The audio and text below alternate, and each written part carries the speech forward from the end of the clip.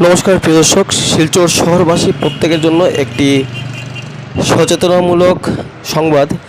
আজকে বিকাল 6:02 পশ্চিমবঙ্গের উপকূলীয় স্তরে আছড়ে পড়ার কথা ছিল বঙ্গোপসাগর থেকে উৎপন্ন ঘূর্ণিঝড় রেমাল।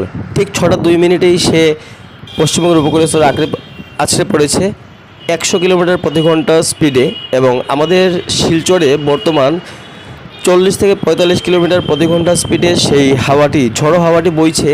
আজকে রাত্রে প্রচণ্ড আপনার থান্ডারস্টর্ম মানে বজ্রবিদ্যুৎ চমকানি রয়েছে। বৃষ্টিপাতের এমন কোনো সম্ভাবনা দেখাচ্ছে না, তো যদি হয় তা বলা যাচ্ছে না। কালকে সকাল থেকে পরশুদিন পর্যন্ত বৃষ্টি রয়েছে অনেক।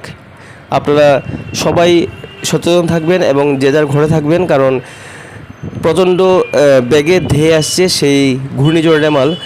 আর যদি ঘরে আপনাদের ফ্রিজের কানেকশন থাকে, fridge, computer, TV, air cooler বা এসি কিছু যদি থেকে থাকে, তাহলে ওইগুলোকে আপনারা ডিসপ্লাগ করে রাখবেন, কারণ বজ্রবিদ্যুৎ প্রচণ্ড জোরে চমকাবে, যাতে আপনাদের কোনো ধরনের কোনো ক্ষয়ক্ষতি না হয়।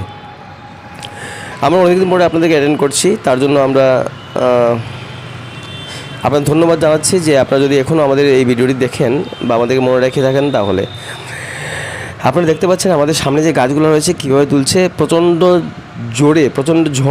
ঝড়ো হাওয়া যেটাকে বলে আর কি, সেটা বইছে রাস্তার মধ্যে। আপনার ক্যামেরার মধ্যে সেমন দেখতে পাচ্ছেন না, আমি দেখতে পাচ্ছি চোখে।